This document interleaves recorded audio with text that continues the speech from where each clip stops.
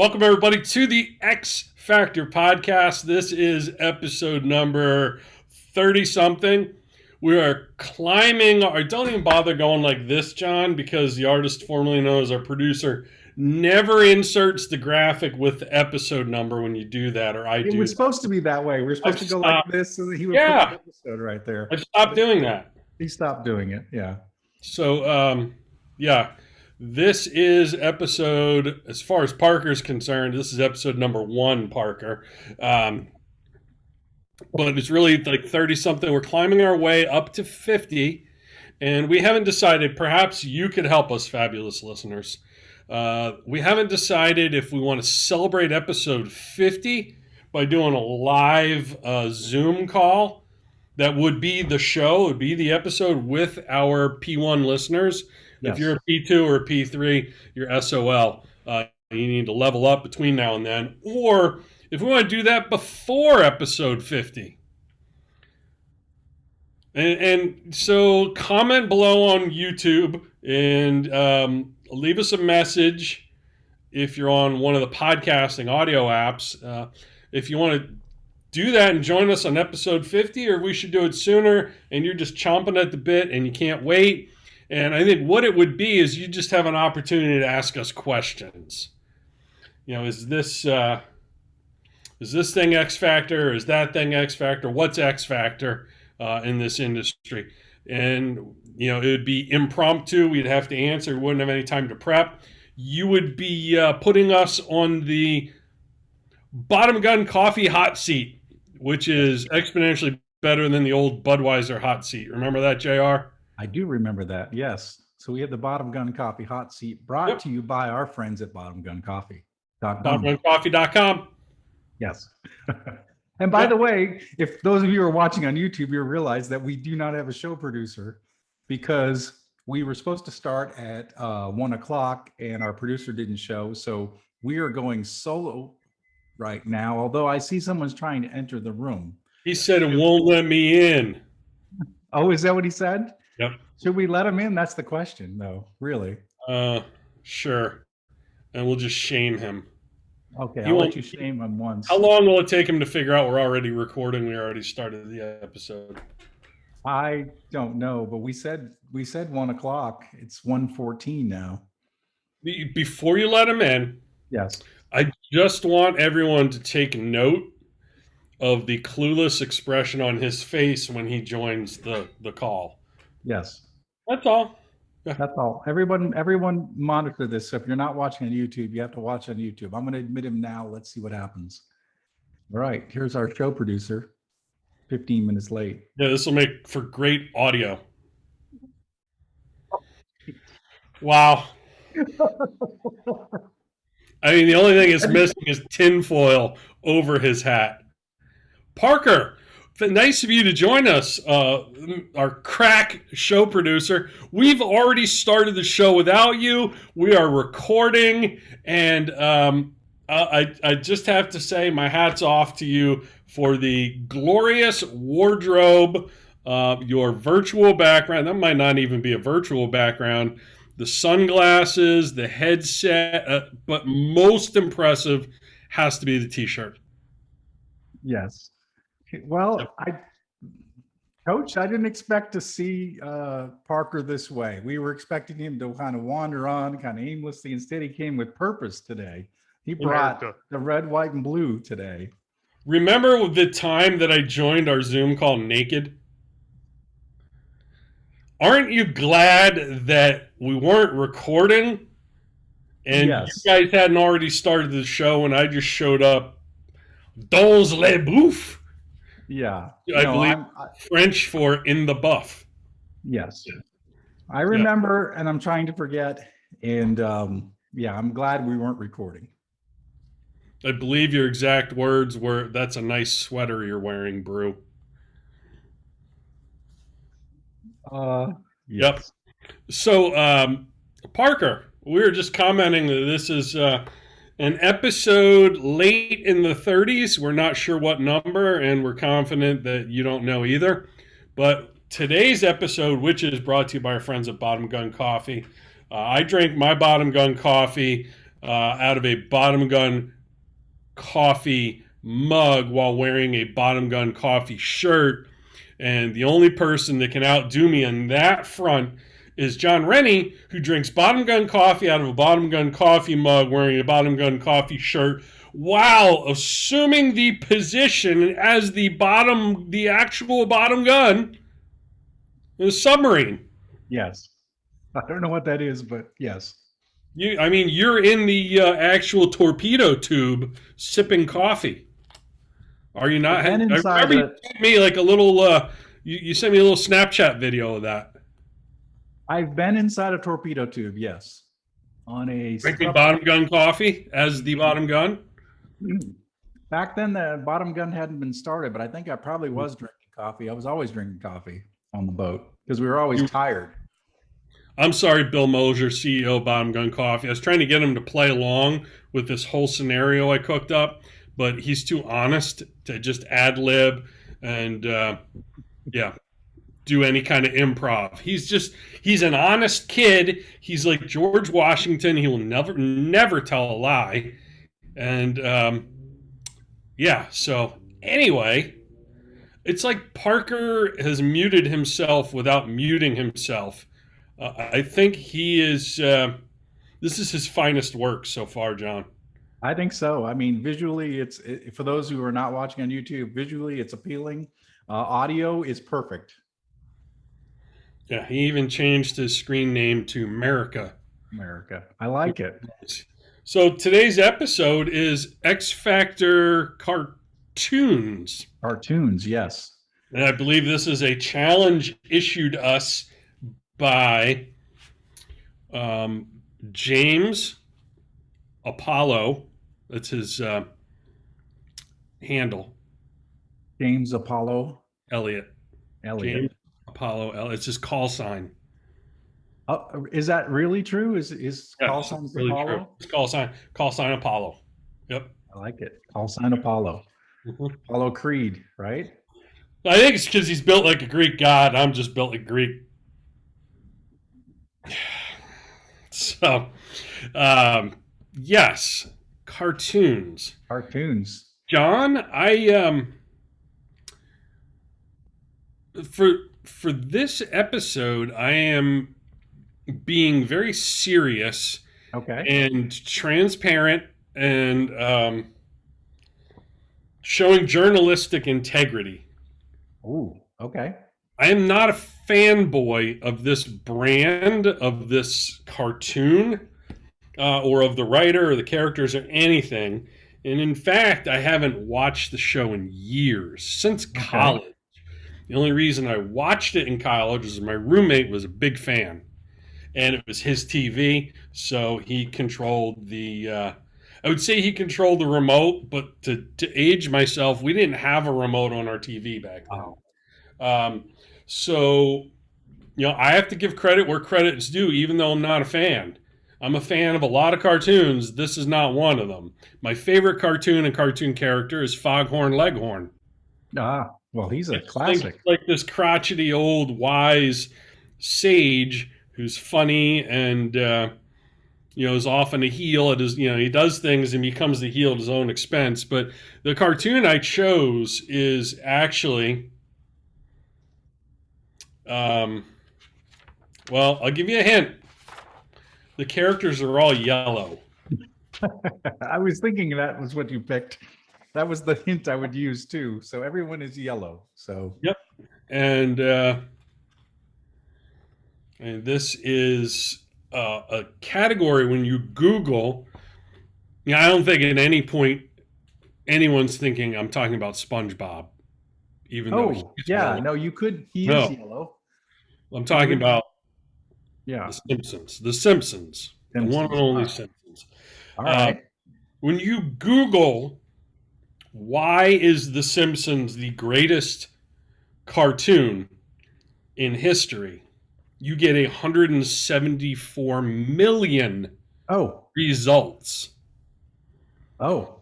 And one of the top results is actually arguing that it's not really a cartoon. It's actually a sitcom that just happens to be in cartoon form, Hmm. which I thought was pretty interesting. And if you think about it, it is kind of like, it's like, I wouldn't call it a family show, but the No. family is the central, are the central characters. There's a husband, wife, two kids. You get to see them kind of grow and mature, from their young bratty selves. Like there's a timeline, and you kind of see them grow up, and there are elements of sitcom in the show, but there are just so many different types of comedy. I think that's why The Simpsons is the X Factor cartoon of all time. It is just packed with just constant jokes and funny stories and scenarios that don't appeal to everyone. They appeal to all these different niche audiences because they kind of know their audience. And I've never been a huge fan, but I have a lot of respect for greatness and longevity. Yeah, they've been going for a long time. I mean, Yeah, and were you a fan? Did you watch Simpsons? I think maybe when they first came out, because it was so over the top, and it was kind of the first time we had that shock, like a shock show like that. It was just so funny Yeah. because it's so over the top. But I think maybe whatever age I was, it was by the time it hit, I was already off to, I don't know, adult things. I don't know, but I didn't kind of stay with it. But I remember when it first came out, and wasn't it part of the Adult things.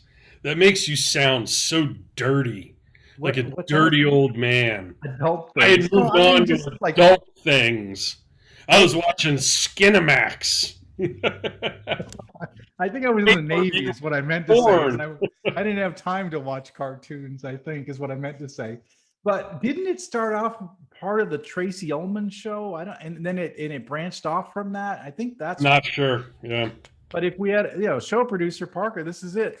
You look up the origins of Simpsons right now as we're talking. This is the chance to be young Jamie, the future young Jamie. So I, I did look up an interesting fact on The Simpsons, if you guys would like to hear it. I would like to hear that. Permission to speak granted. So, Bart Simpson's name is an anagram of brat. All characters on The Simpsons have just 4 fingers on each hand, except for one character with 5, and that's God. All characters on The Simpsons are based on and named after his creator, Matt Groening's family. And it took Danny Elfman just 2 days to compose The Simpsons' famous theme in 1989. There's no mistaking that theme for any other theme song. Yeah, yeah. Yeah. That's funny. Here's another fun fact for you.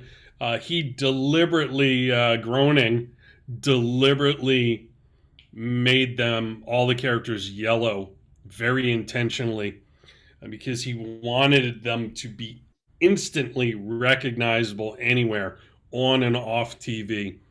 And there's no debating that this is, possibly the most recognizable cartoon ever, Yeah. Oh, absolutely. just based on that alone. Yeah, I mean the characters look different than any other cartoon kind of Yep. ever done, and Yeah. the yellow sort of, is that distinctive color. But how about the fact that they seem to be every time something happens in the world, everybody says, "Oh, the Simpsons predicted this," and they're Yeah, it they have already happened. and they cut to like an exact episode from the past where the Simpsons actually did predict it, which is Like the entire Trump presidency. It's scary. 100%. It is scary. Also, Like, if you didn't think we were living in a simulation, Yes. go back and look and compare those things. Yes. Wow. Yeah. So, also Matt Groening. The Simpsons began in 1987 as a cartoon short on the Tracy Ullman Show, a variety program on the Fox Broadcasting Company, and expanded to half an hour. It debuted as a Christmas special on December 17th, 1989, then began airing regularly in January of 1990. Well, that explains it. My adulting comment, because Yep. in '89 I graduated from Worcester Polytech as an engineer and went right off into the Navy. So I went. I was My gonna say adulting was elementary school. elementary school. So it's really interesting. Every character is very unique. other than the fact they all have four fingers except for God, but the voiceover people did multiple characters. And So that's you what get got him in one trouble. voiceover person doing two or three characters, which Right. that takes incredible talent. Yeah, Lisa Simpson, right? Well, I think it was a man who actually does Lisa, if I'm not mistaken. Uh, but then the one the one character they got in trouble because he's not Indian that plays the one Apu? Indian Apu. Yeah, that's I was trying to remember the name. Yeah, and so I think that was a big thing with the cancel culture was that they needed an Indian person playing that character, and I don't know. You, the Simpsons are uncancelable. That's the beauty of it. Like, think about how many people cancel culture has taken out, Yeah, and they couldn't take out the Simpsons over Apu. There's a I agree. lot of kind of inside baseball with the Simpsons, like their Treehouse of Horror.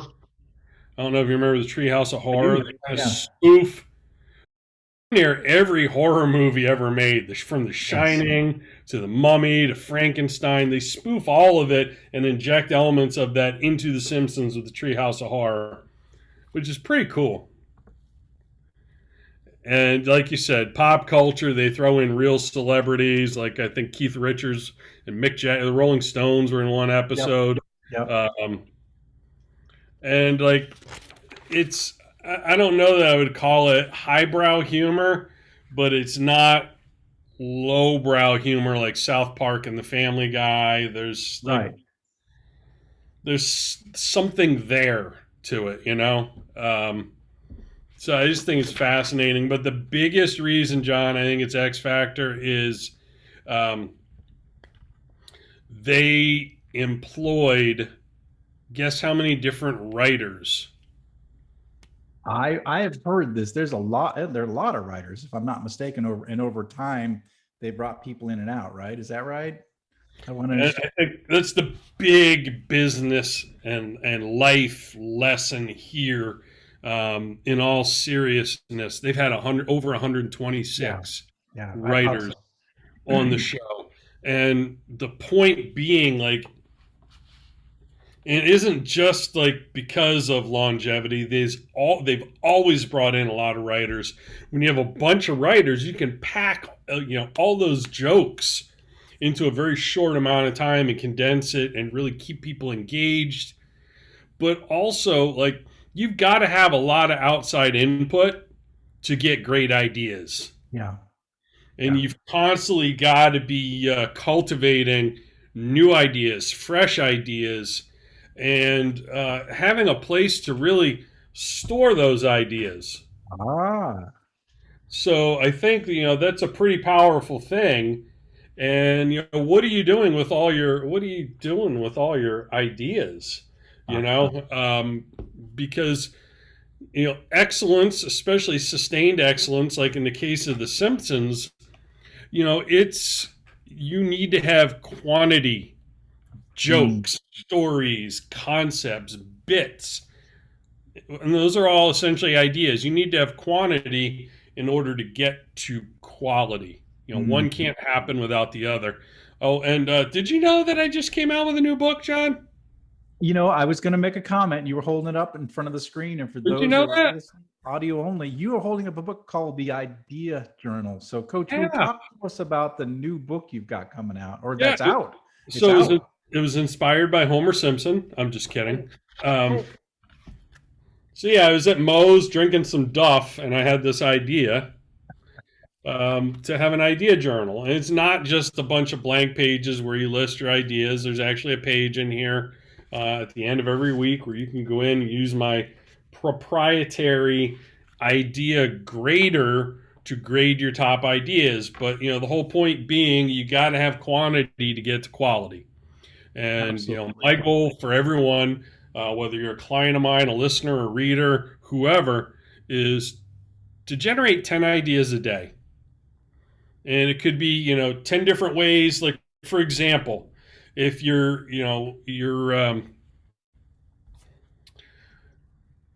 let, So I'll give you like you could do ideas like random ideas that you just sort of compile over the course of a day, or you could have a theme for that day.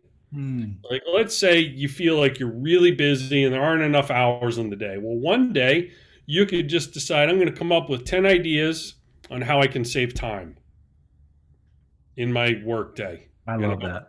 and the next day it could be 10 ideas on how I could save money in my business. The next day it could be, and just to keep coming up with 10 different ideas. Because at the end of the week, you'll have 70 ideas. And at the end of that week, you're going to grade your top 5 to 10 ideas and figure out which ones are the most viable ones. And I take you through that process. But, I can't help but think that somewhere in those production meetings, The Simpsons did something similar. What are the Yeah. different ideas for comedy bits? Different scenarios within the show, the storyline as they're storyboarding an episode, and what can they pack in there? And they're pulling from a lot of different sources. And I Yeah. think just the fact that they were open to having so much input from the outside, when so many organizations, um, cartoons, whatever brands are very insular and try and keep secrets or hold on to their information like they've launch codes nuclear weapons. Like the fact that they're that receptive to outside influences is probably what makes them so X Factor. Their ability to generate, these great concepts and execute them. So yeah, that got me thinking about that. Shameless. Well, that's And good. And I would say this, Coach Brew, I love what you've done with this book did because you get yours in the mail yet? I sent you a copy.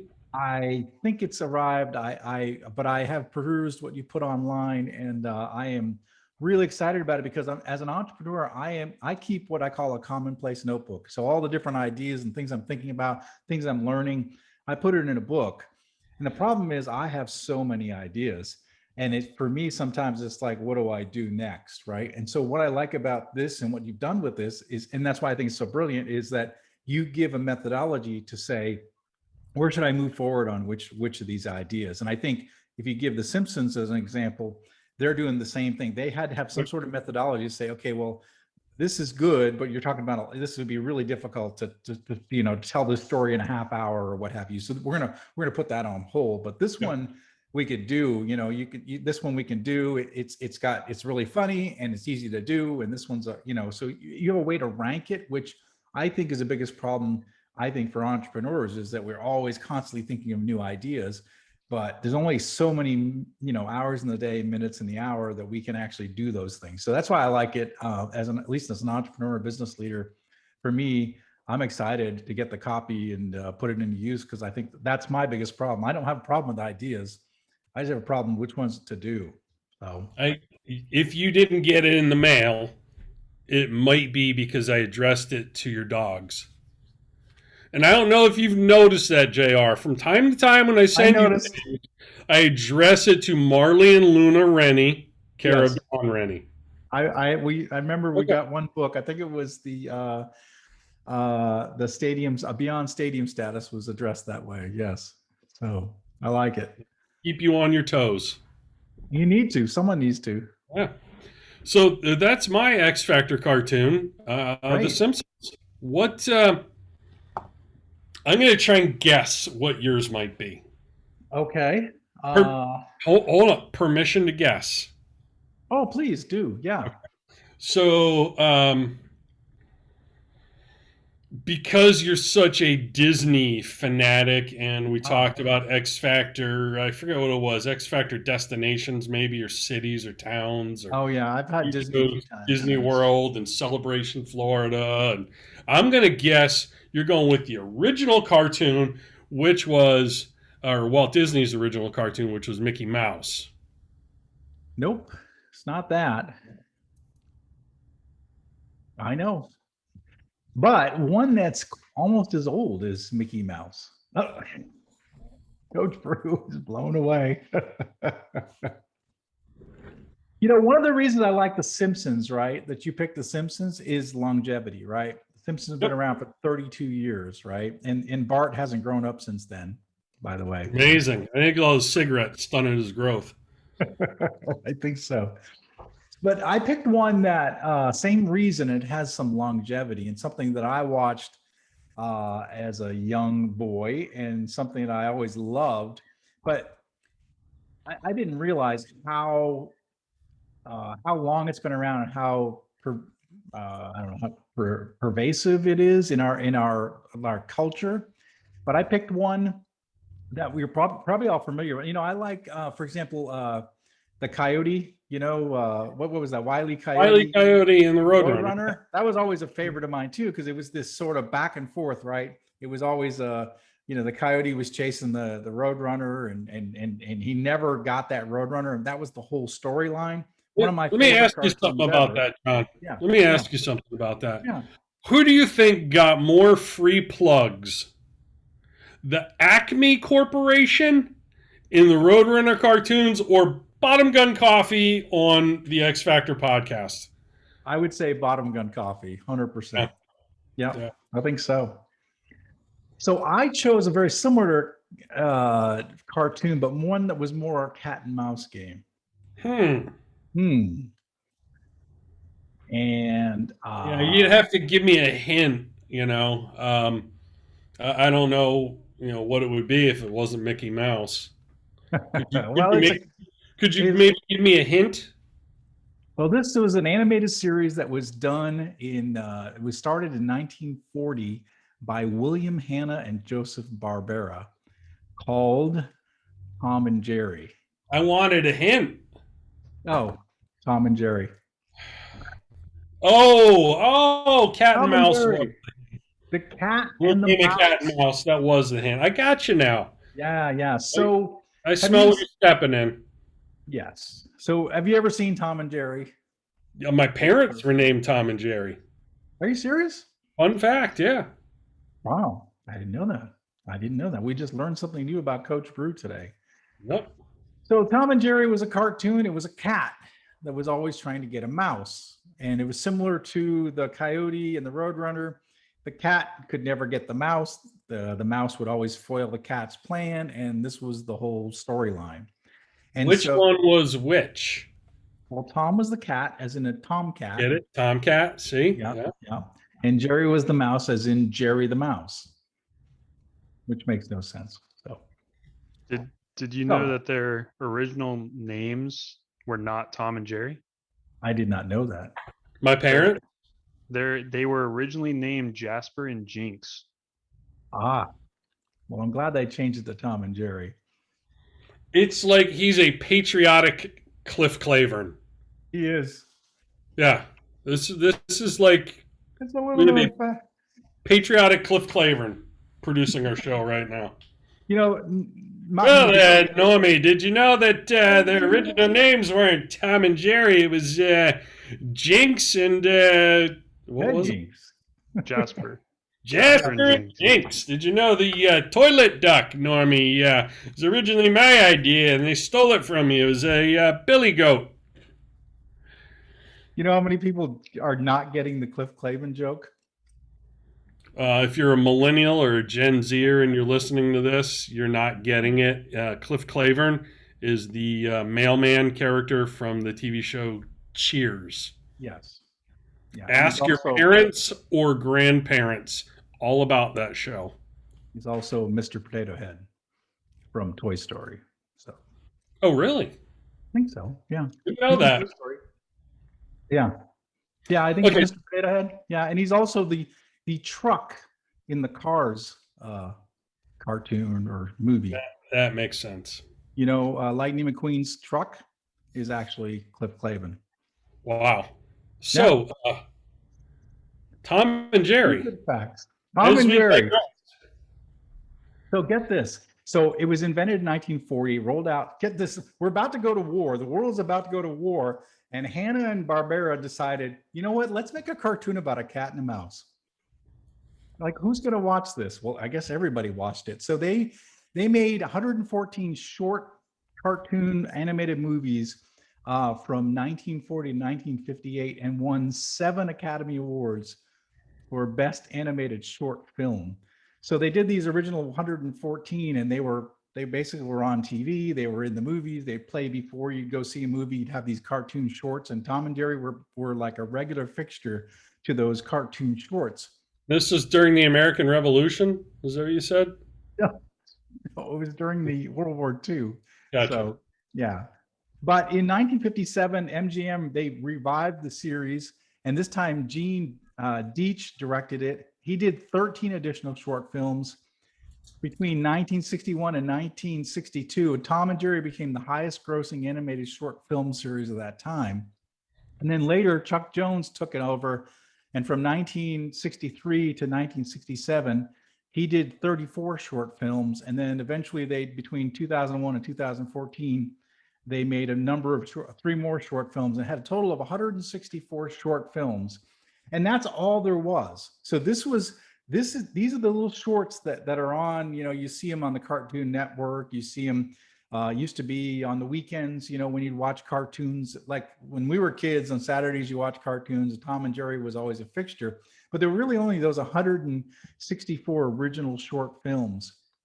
But since then, there's been all these spin-offs. There was a Tom and Jerry show in 1975, Tom and Jerry comedy show 80 to 82, Tom and Jerry Kids 90 to 93, and goes on and on and on. In fact, even today, right now, they're actually filming a live action animated hybrid film of Tom and Jerry right now in 2021. So for the last 81 years, we've been shown this story about a cat trying to get a mouse. And in fact, what a metaphor for life. It really is. It really is. He never catches the mouse, right? You're always after something that you never can obtain, right?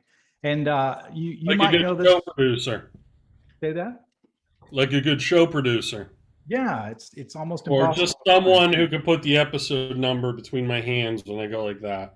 Right, to be able to just put it right there. I feel like the dog at the dog track chasing a plastic rabbit around. Yeah. Or a cat chasing a mouse. Yeah.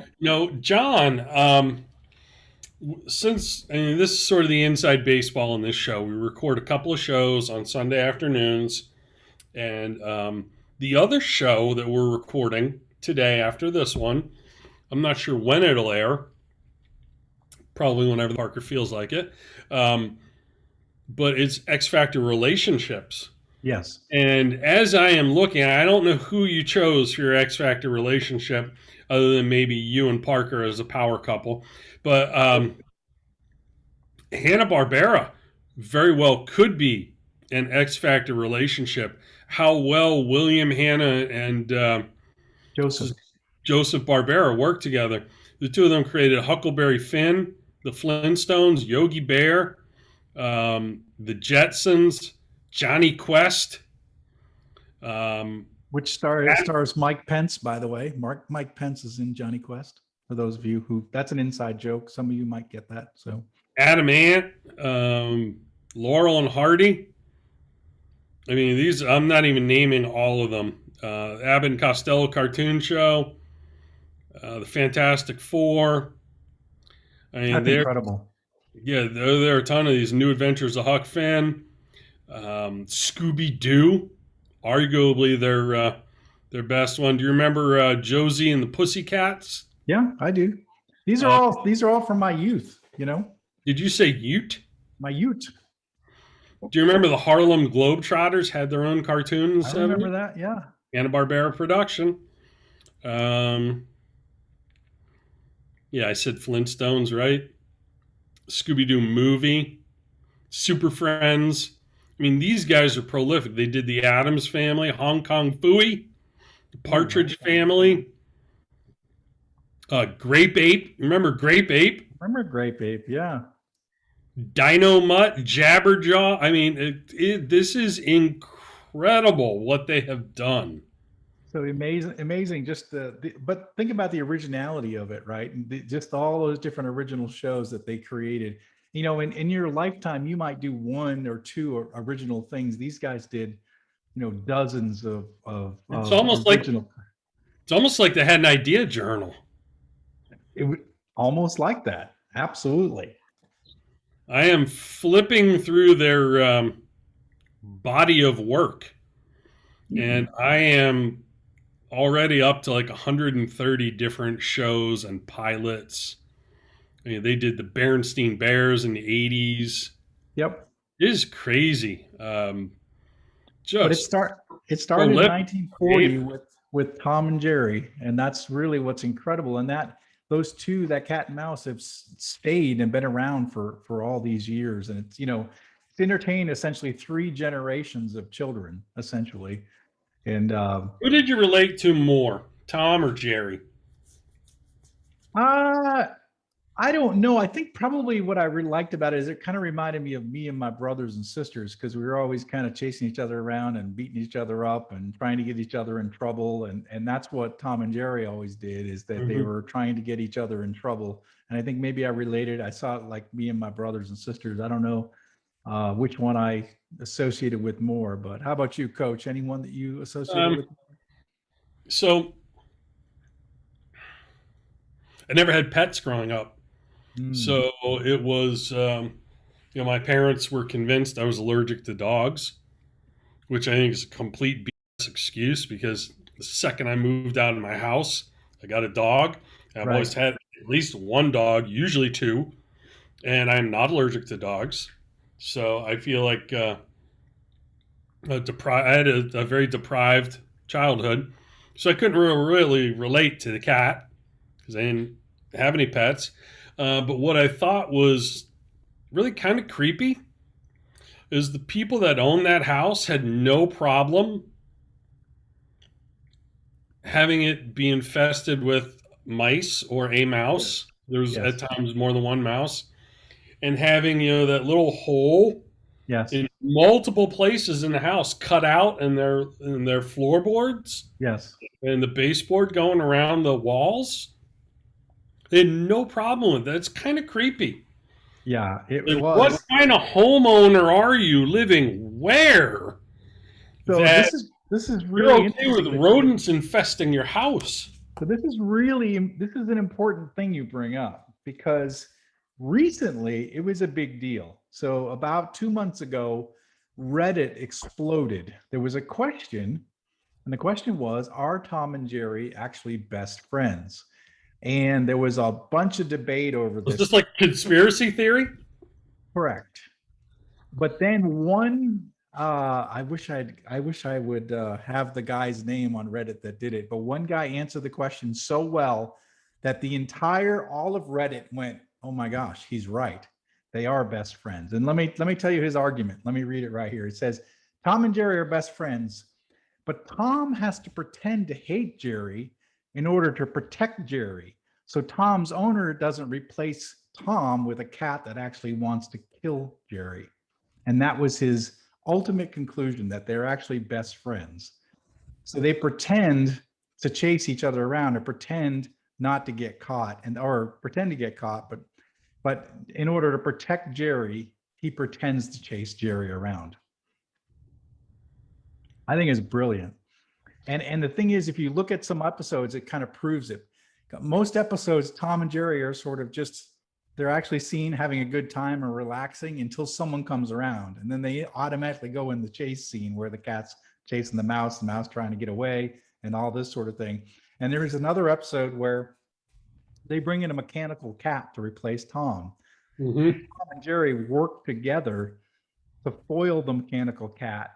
And then they put Tom back in charge again.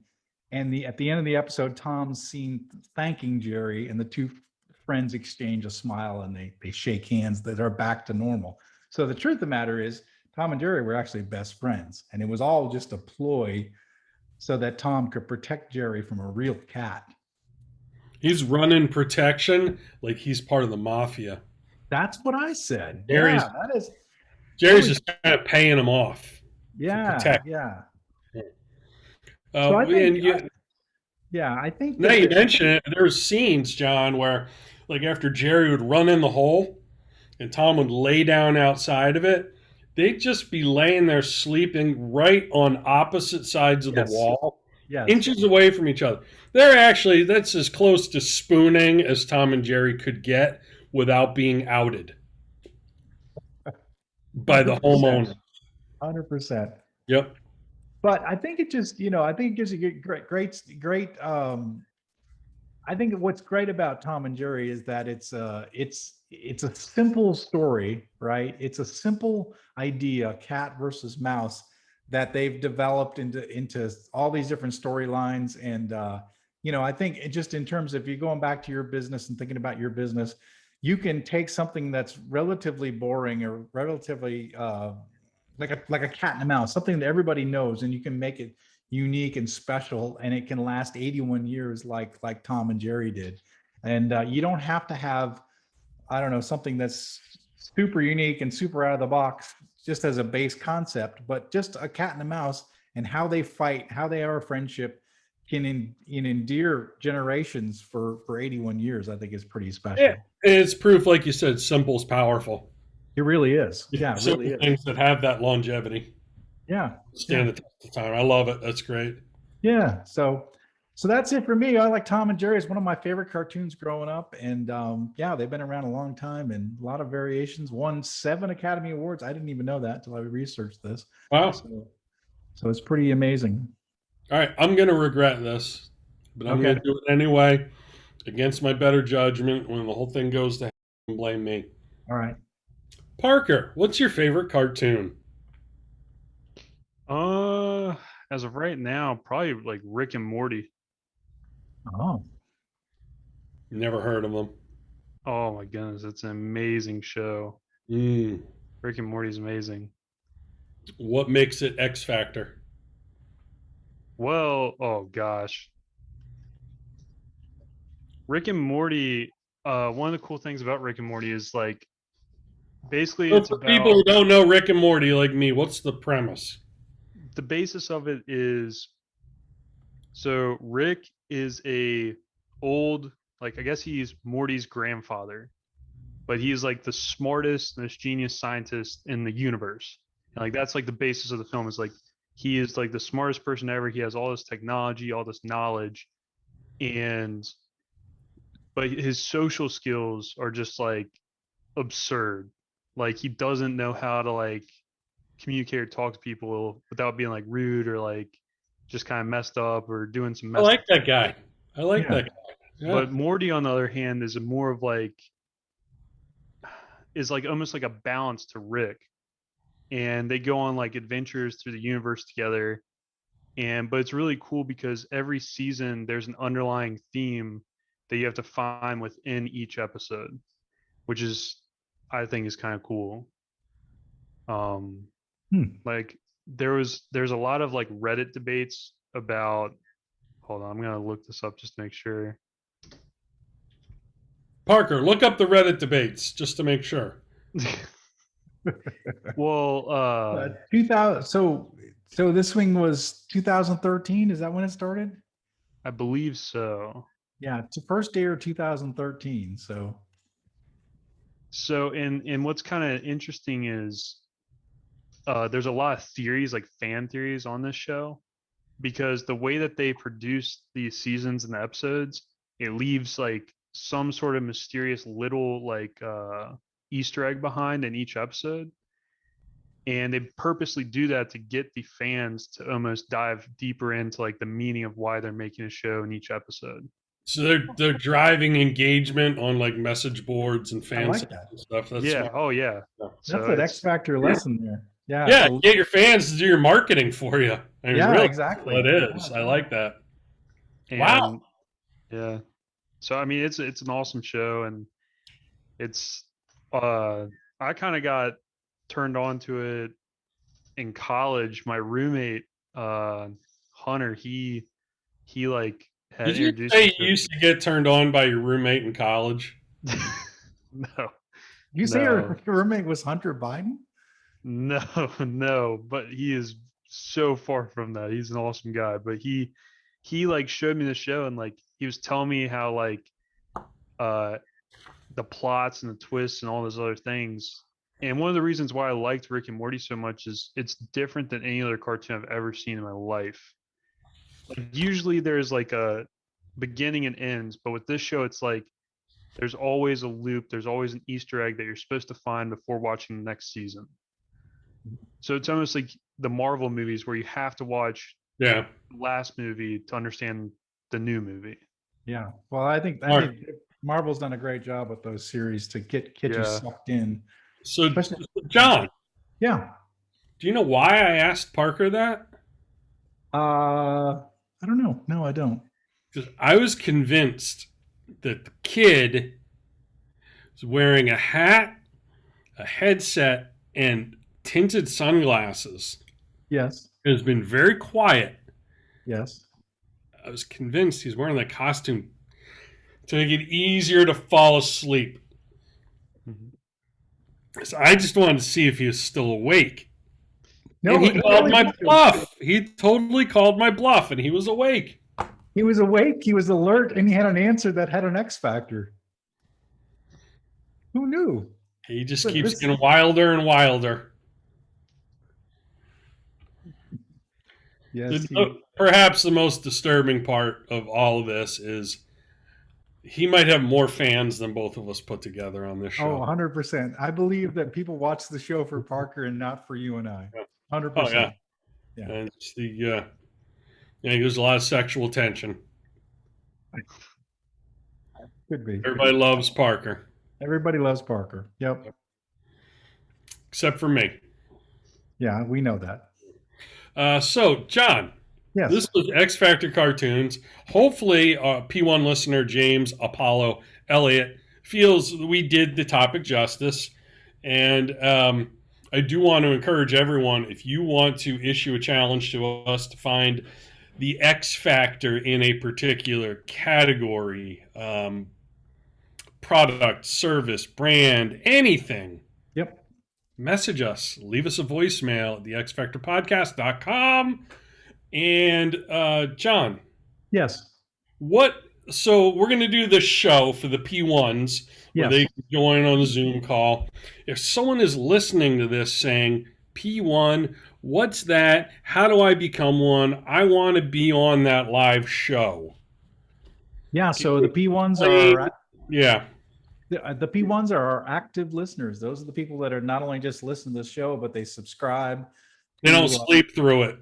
They don't sleep through it. They're actively engaged. They subscribe to both the YouTube channel and also our podcast feed on their favorite podcast player, and they interact with us on Twitter, especially. Twitter seems to be a place where we have a lot of debate, a lot of discussions. And if you're not plugged into the P1 community, it's really simple. All you do is you start tweeting to us on our X Factor Twitterverse. You can find Coach Brew and myself on Twitter. You can find Parker on Twitter. You find our show on Twitter. We're all out there, and we do respond. We're not like these famous guys that sit in ivory towers. We're actually Hang on. We're famous. we're We're not not famous, like but those other famous we're not guys. like other famous people like Joe Rogan. If you tweet at him, you're not going to hear anything from him, right? You tweet at me, I'll talk back to you. I mean, in a nice way though, right? Yeah. Yeah. So tweet at us and or send us a voicemail on our podcast website, or you can put comments in the video below. But anyways, P1 is our active listeners. Be an active listener. Don't be passive, right? Nobody Yeah. likes passive. Nobody Better. likes passive. Be better than that. Yeah. Don't be passive aggressive. Be active aggressive. Aggressive. Very aggressive. Aggressive. Yeah. Borderline offensive. That would be great. Yeah. AGG. What is that? Wasn't there a cheer like that? AGG RSIVV. Be aggressive. RSIVV. What? I'm an engineer. I can't spell. Mm-hmm. Okay. It's not rocket surgery, JR. I know. So anyway, this episode of the X Factor podcast is brought to you by our friends at Bottom Gun Coffee. BottomGunCoffee.com is the place to go get it. And we will see you next time for whatever the next episode number is, which will probably be X Factor relationships if Yes. we're going to tease future episodes. So, Yes. yeah, that was another listener question. What are X Factor relationships? And we're going to dive into that in the next episode. In the meanwhile, like this video if you're on YouTube, subscribe to it, leave a comment, and make sure you click the notification link so you know when the next one will drop. I have the notification link clicked on our own channel because I never know when Parker's going to drop the next episode. Yeah. True. So, like, I even use that. This is me leading by example, Yeah. walking my talk. So, yeah, go ahead and do those things or don't. Whatever. I don't care. Actually, I really don't care. So you do you, and I'll be me. But I do care, so I'm a little more sensitive than Don't hurt his feelings. Don't hurt my feelings. His feelings. Please subscribe. We need followers, to be honest. Yeah. I mean, even if you don't follow, even if you don't want to engage with us on Twitter, just follow us for a little bit, set it and forget it. Yeah, it'd be nice. Yeah. And everybody likes Parker better anyway, so screw it. Well, that's it for the X Factor podcast. Have a great day. We will see you on the next episode.